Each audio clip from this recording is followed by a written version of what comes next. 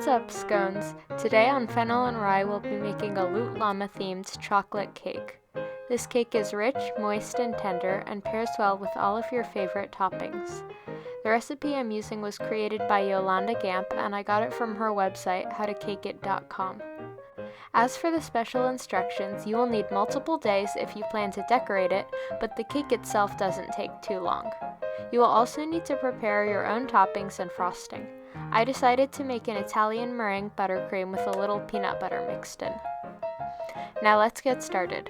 The first step is to line your cake pans with parchment paper and spray with a little cooking spray so that your cakes are easy to remove. I'm using two 6-inch cake tins.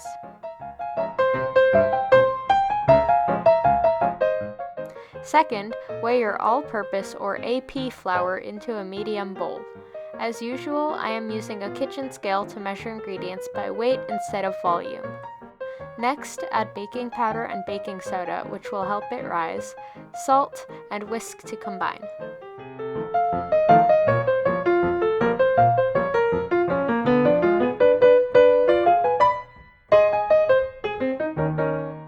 Set this aside.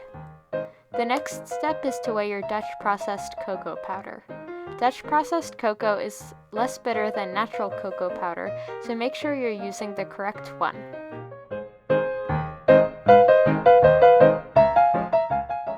After that, heat up a little more than 2 cups of water. You can microwave it or heat it on the stove until it boils. Then pour exactly 16 ounces over the cocoa powder and whisk until smooth.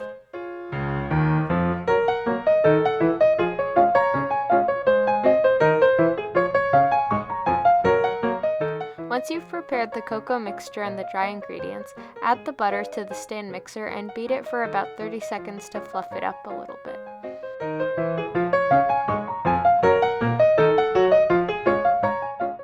Next, add your sugar and cream it for about 8 minutes, scraping down the sides of the bowl every few minutes to make sure that everything is evenly incorporated.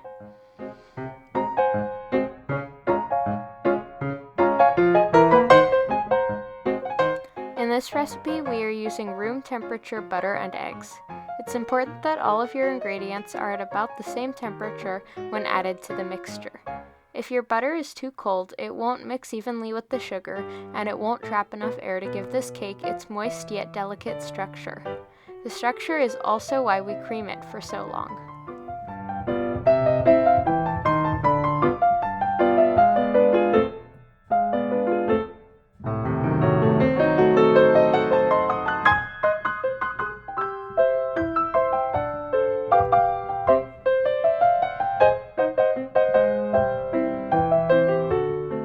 Next, add the 4 eggs, 2 at a time, scraping down the bowl in between.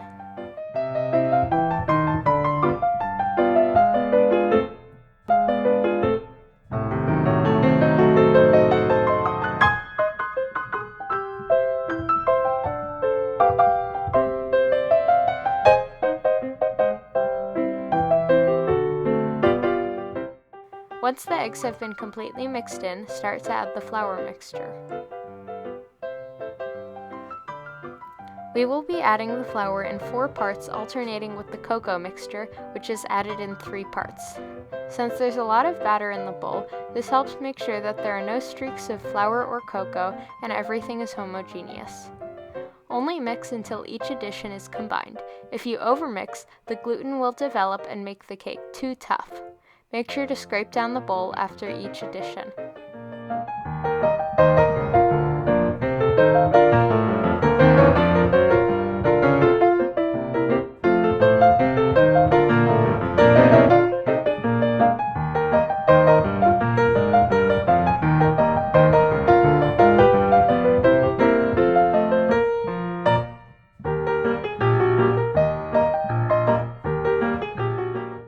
When you're finished, pour it into whatever baking dish you're using and bake for about 55 minutes or until you can stick a toothpick in and it comes out clean. Then let the cake cool. Once your cakes have cooled, level them with a serrated knife and a ruler.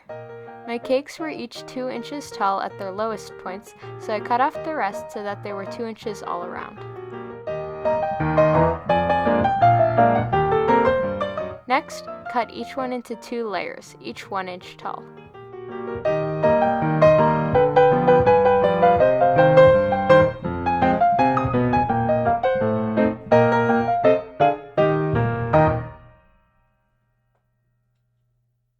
I want this cake to be piñata themed since it's inspired by a Loot Llama, so I cut a 2-inch circle out of the center of 3 of the layers.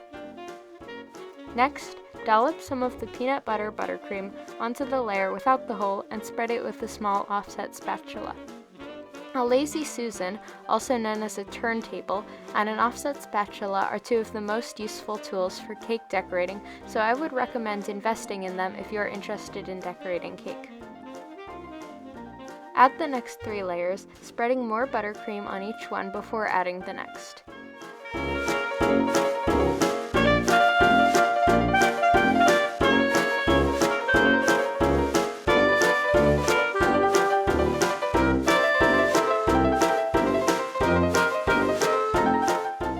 If you're doing a piñata cake, pour whatever filling you're using into the center. I'm using M&Ms.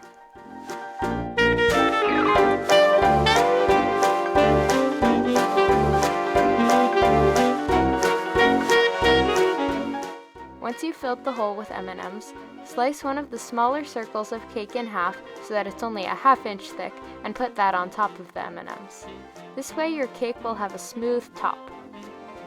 The next step is to do the crumb coat, which keeps the cake moist and locks in the crumbs so that the outer layer of icing is smooth and crumb-free. For this, you will use the same offset spatula from earlier. You can also use a bench scraper, but it doesn't matter if the crumb coat is completely smooth because we will be piping over it.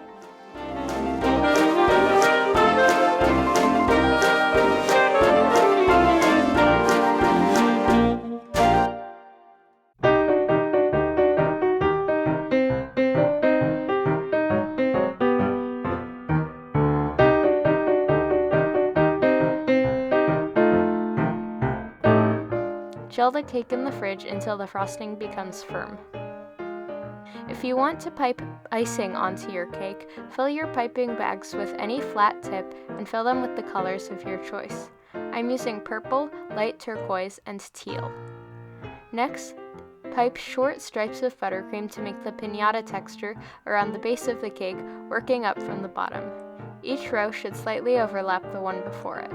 Switch colors every 2 rows to make thick bands of color. Once you get to the top of the cake, work inwards using the same technique.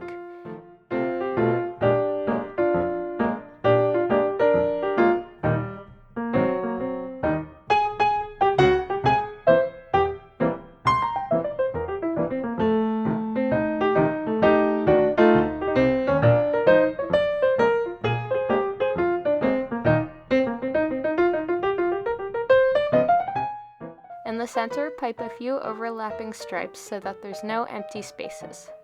Chill the cake again to let the buttercream set in place. Unlike Revenge, this cake is best served at room temperature. After you finish decorating it, you can eat it right away or chill it until you're ready, but give it 10 to 15 minutes to come up to room temperature before slicing and serving. I hope you enjoyed this video, and if you try any of these recipes, tag me and the creator on Instagram at Fennel Rye and How to Cake It.